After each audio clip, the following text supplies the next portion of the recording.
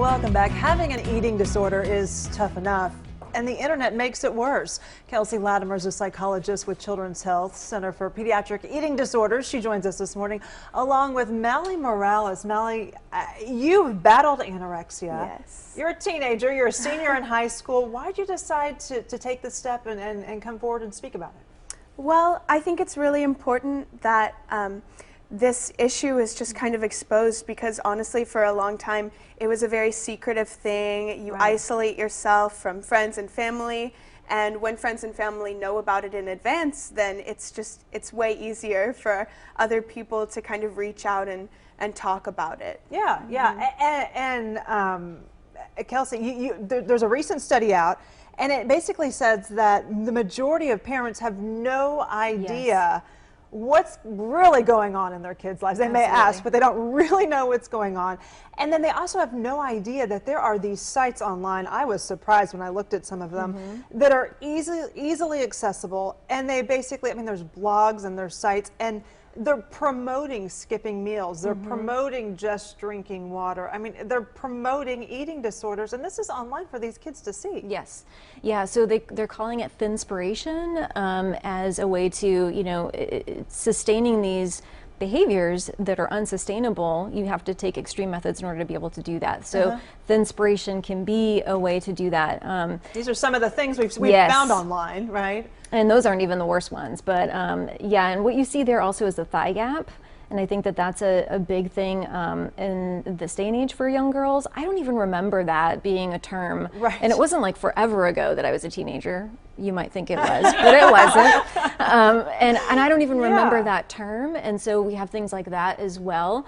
And the study that you were talking about, I think it fascinated me too, because this particular study that I was talking about was with families who actually had children that went through an eating disorder. So they got treatment for it, and 50% of those parents still had no idea that pro-anorexia or pro-bulimia sites were out there. Wow. And of the 50% that did, only about 25% of those families felt comfortable talking to their children about it.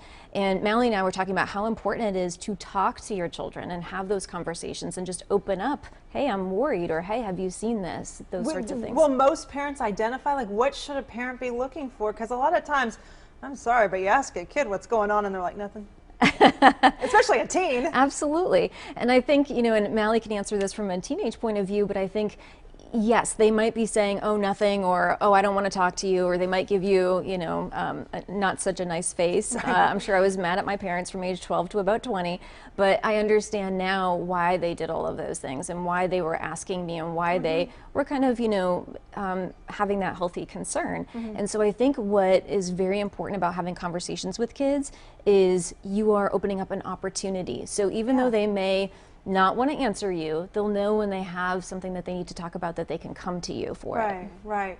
And Mally, did you feel that way? I mean, you said you kept it inside, it was like a secret for you. And I think, you know, I was looking at what you were kind of going through. Looking at you, it sounded like you had this great life going on. You were a part of the Dallas Children's Theater. Yes. You're a student at Booker T, which is like this great performing arts school. You had dreams of Broadway. So I think looking from the outside, it sounds like you got it together, girl. And when you were going through all this, did you have someone to turn to? Were you turning to someone? What would you tell a parent who's trying to figure out if there's something wrong with their kid? You know, I would tell a parent that the most important thing is to make sure that your child knows that you're there for them. And even if they don't want to come forward and talk about it, there's going to be a time where they're going to have to. Was it a moment that you realized, wow, this is a problem, or did it just kind of happen over time? There was a moment, and I remember being in treatment. I've been in treatment for 3 times. I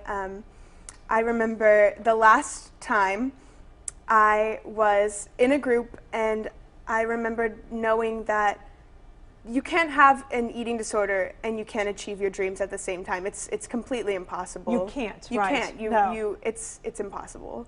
And I had so many big dreams, and I was thinking, well, maybe this eating disorder is going to be a thing where I can just kind of have it on the side, but it's No. really not. It takes over your entire life. Yeah, and that was kind of a light bulb moment for you. Yes. I'm glad you had that moment. Yes, me too. Thank you both for joining us. We appreciate it. We're going to put more information with a link to a helpline as well for eating disorders on our website, fox4news.com. Thank you both. Thank you so you. much.